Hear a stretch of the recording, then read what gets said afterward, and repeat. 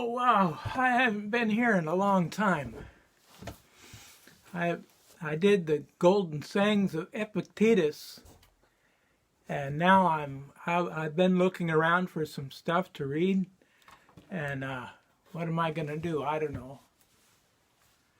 I went into the master bath and opened up the big pantry-style closet with all the shelves, and all the toys for the children are in there.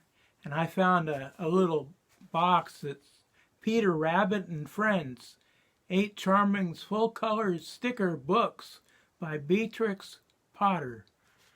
And I thought I would read these because I don't know what I'm gonna. I haven't been talking to anybody. You know, this pandemic thing's had everyone all locked up and everything.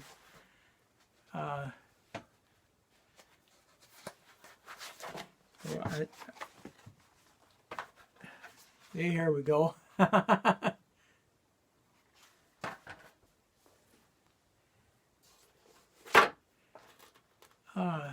Here is the tale of Peter Rabbit. I'm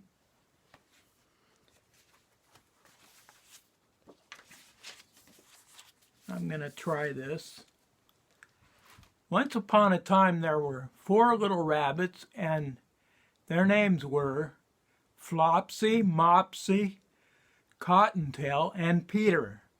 They lived with their mother in a sandbank underneath the root of a very big fir tree. "Now, my dears," said old Mrs. Rabbit one morning, "you may go into the fields or down the lane, but don't go into Mr. McGregor's garden. Your father had an accident there. He was put in a pie by Mrs. McGregor."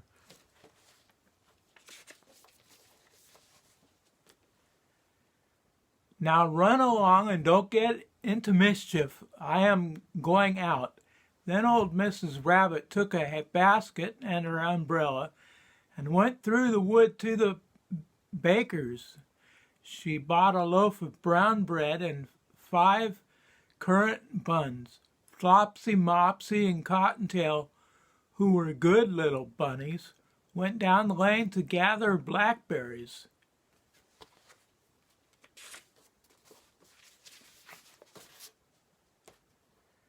But Peter, who was very naughty, ran straight away to Mr. McGregor's garden and squeezed under the gate.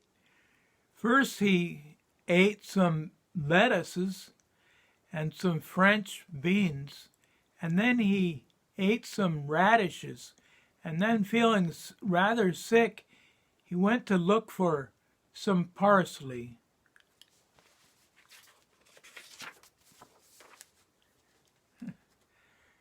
But round the end of a cucumber frame, whom should he meet but Mr. McGregor?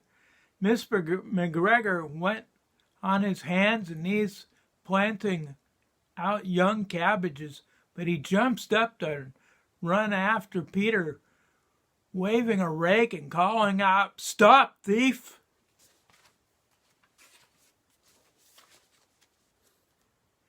Peter was most dreadfully frightened. He rushed all over the garden, but he had forgotten the way back in the gate. He lost one of his shoes among the cabbages, and the other shoe amongst the potatoes.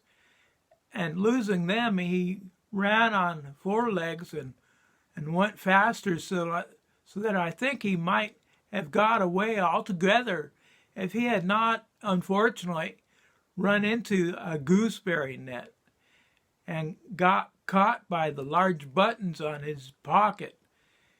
It was Little Jack with little brass buttons, quite new.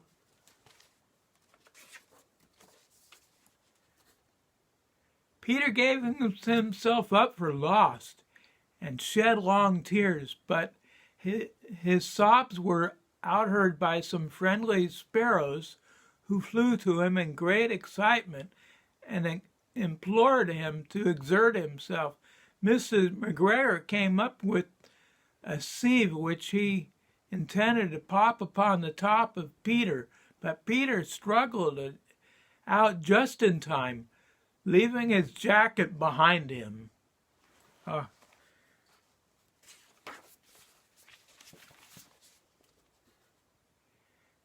And tried to put his foot upon Peter, who jumped out of a window, upsetting 3 plants. The window was too small for Mr. McGregor, and he was tired of running after Peter. He went back to his work. Peter sat down to rest. He was out of breath and trembling with fright, and he had not the least which way to go. Also, he was very damp and sitting in that can. After a time, he began to wander about, going lippity-lippity, not very fast, and looking all around.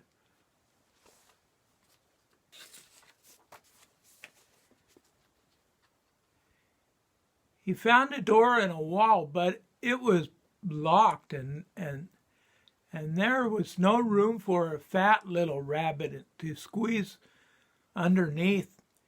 An old mouse was running in and out over the stone doorstep, carrying peas and beans to her family in the wood. Peter asked her the way to the gate, but she had such a large pea in her mouth that she could not answer. She only shook her head at him. Peter began to cry. Then he tried to find the way straight across the garden, but he became more and more puzzled. Presently he came to a pond where Mr. McGregor filled his water cans. A white cat was staring at some goldfish. She sat very, very still, but now and then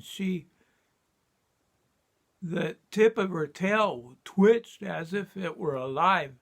Peter thought it best to go away without speaking to her. He had heard about cats from his cousin, little Benjamin Bunny.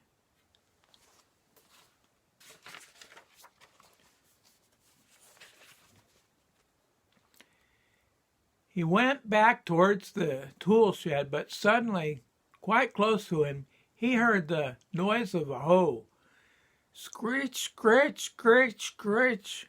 Peter scuttered underneath the bushes, but presently, as nothing happened, to come out and climbed upon a wheelbarrow and peeped over. The first thing he saw was Mr. McGregor hoeing onions.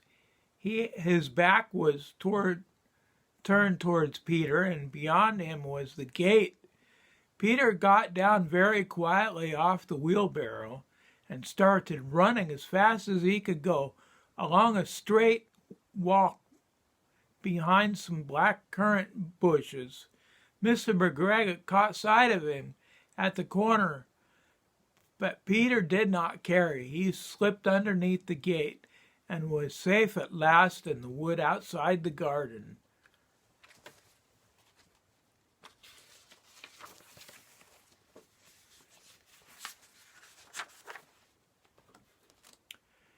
Mr. McGregor hung up the little jacket and the shoes for a scarecrow to frighten the blackbirds. Peter never stopped running or looked behind him till he got home to the big fir tree. He was so tired that he flopped down upon the nice, soft sand on the floor of the rabbit hole and shut his eyes. His mother was busy cooking. She wondered what he had done with his clothes. It was his second little jacket and pair of shoes that Peter had lost in a fortnight.